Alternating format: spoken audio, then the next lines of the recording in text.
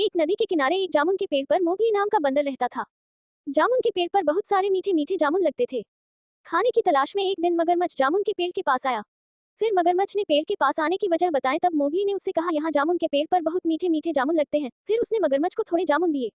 फिर रोज मगरमच्छ जामुन खाने के लिए पेड़ के पास आता और बंदर उसे रोज जामुन देता। धीरे धीरे दोनों में बहुत अच्छी मित्रता हो गई।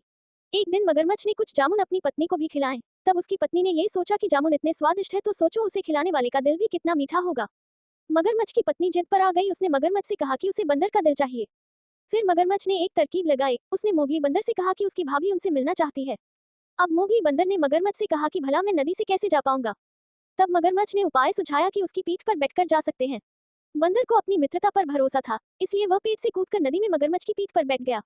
जब वो दोनों नदी के बीचों बीच पहुंचे, तब मगरमच्छ ने बंदर से कहा कि उसकी पत्नी को उसका दिल चाहिए। तब बंदर का दिल टूट सा गया, उसे धक्का लगा, परंतु उसने अपना धैर्य बिल्कुल भी नहीं खोया।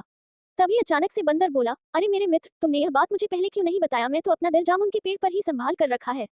अब तो मुझे जल्दी जल्दी वापस नदी के किनारे ले चलो, ताकि मैं अपनी भाभी को अपना दिल देखकर खुश कर सकूं।